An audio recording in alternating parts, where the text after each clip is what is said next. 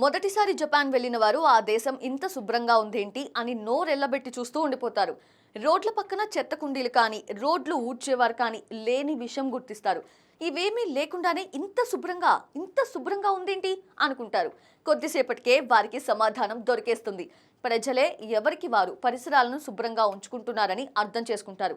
పిల్లల పాఠ్య పుస్తకాలలోనూ సామాజిక స్పృహను అలవాటు చేసే అధ్యాయాలుంటాయి. స్కూల్కి రాగానే విద్యార్థులు తమ బూట్స్ని విప్పేసి వాటికి కేటాయించిన ప్రదేశంలోనే ఉంచుతారు. ఇంటికి వెళ్ళగానే కూడా బయటే చెప్పులు, షూస్ వదిలి లోపలికి వెళ్తారు. ఏదైనా పని చేయడానికి ఇతరుల ఇళ్లకు వెళ్లేవారు కూడా షూస్ బయటే వదిలి వెళ్తారు. పాఠశాల స్థాయి నుంచే విద్యార్థుల్లో శుభ్రత స్పృహ నరాన జీర్ణించుకోవడం వల్ల వారు పెరిగి పెద్దయ్యాక కూడా అదే పద్ధతులు పాటిస్తూ పరిశుభ్రతకు ప్రాధాన్యమిస్తారు.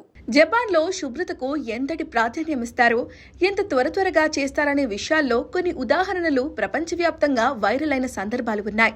అక్కడి రైళ్లను 7 నిమిషాల్లోనే శుభ్రం చేయడానికి వినియోగించే పద్ధతులకు సంబంధించిన వీడియోలు ఆన్లైన్లో కనిపిస్తూ ఉంటాయి.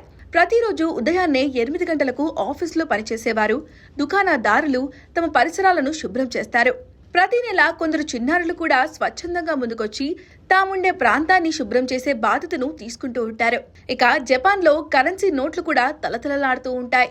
కారణం వాటిని ఎవరూ మురికి పట్టేలా వాడరు.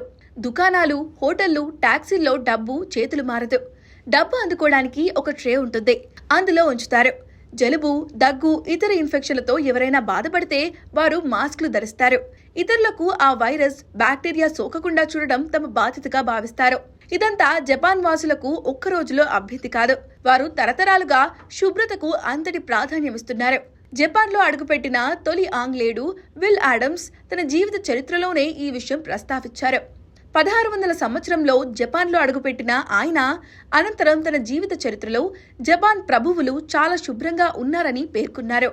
ఐరోపాలో పరిశుభ్రత అనేది లేని ఆ కాలంలోనే జపనీయులు శుభ్రతకు ప్రాధాన్యతమిచ్చేవారు. జపాన్ వాతావరణం వేడిగా ఉండడమే కాకుండా తేమ కూడా ఎక్కువ. అలాంటి వాతావరణంలో ఆహారం తొందరగా పాడవుతుంది. పరిశుభ్రంగా లేకపోతే ఇంకా తొందరగా పాడవుతుంది.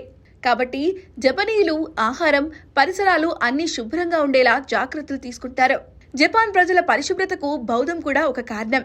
6-8 శతాబ్దాల మధ్య చైనా, కొరియాల నుంచి జపాన్లో ప్రవేశించిన బౌద్ధ మతం కూడా అక్కడి ప్రజల పరిశుభ్రతా స్పృహకు ఒక కారణంగా చెప్పుకోవచ్చు.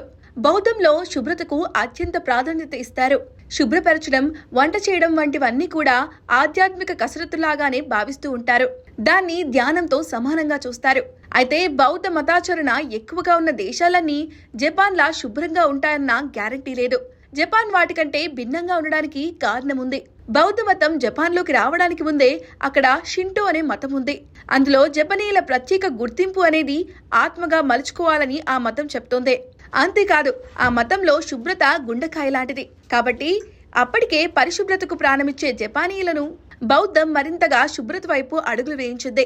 అదే శుభ్రత విషయంలో జపాన్ను మిగతా దేశాల కంటే ప్రత్యేకంగా నిలిపింది.